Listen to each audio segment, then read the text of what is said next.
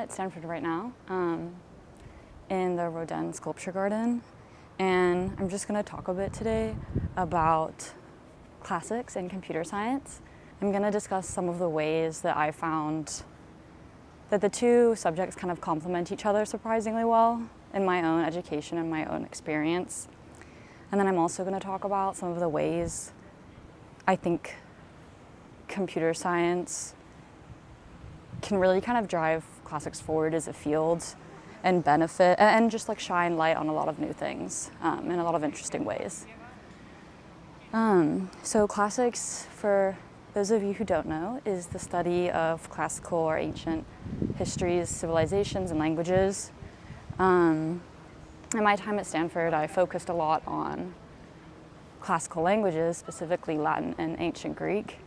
And so that involved a lot of translation, of these ancient texts, many of which are very fragmented. Translation can be pretty tricky, it's pretty nuanced, and there's a lot of different ways that words in Latin and ancient Greek can be translated into English.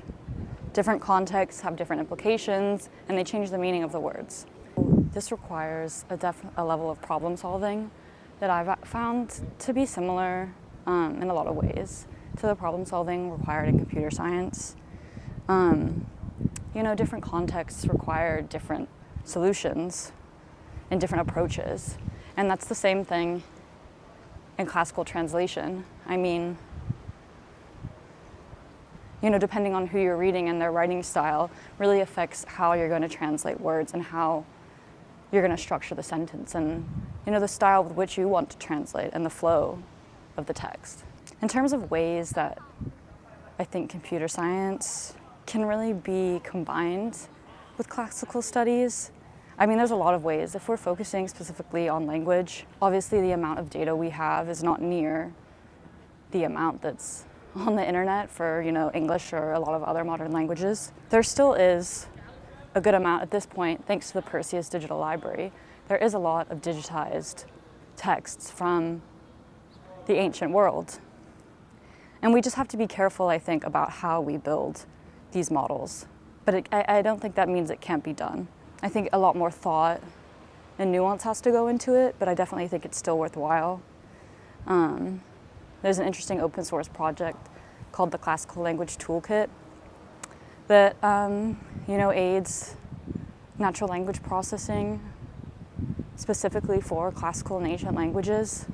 And they do some cool work with like word embeddings and just a lot of other things. That's just quite helpful, And I think there's so much potential in that, and just like using these tools as another way of analyzing text. That's one thing that's like so done in classics right now, and it's like so many people have worked on it, and it's like everyone's always coming out with new, interpretations of a text. And I just think using natural language processing techniques adds another layer and another lens through which we can analyze these texts.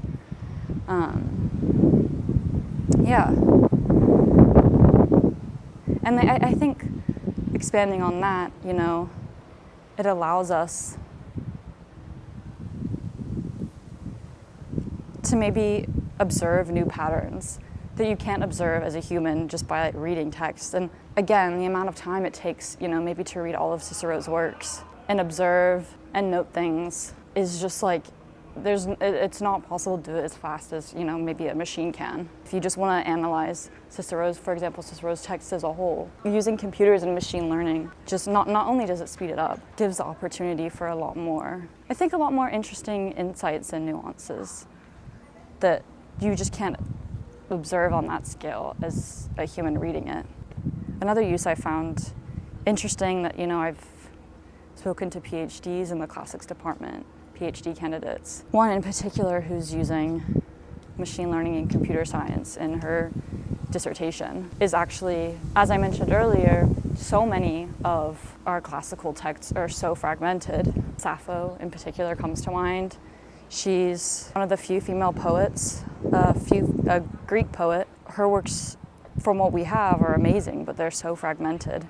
And I don't even know if we have very few fully intact ones. I spoke to the graduate student I was I mentioned, or the PhD student, I don't think it was for Sappho in particular, but she's actually using machine learning to reconstruct fragmented texts and, you know, predict with training and building models, you know, was most likely to have been in those missing fragments. And yeah, so that's just like a little, those are just some of the things I think are really cool that people are doing and more people should be doing, using machine learning in the field of classical studies.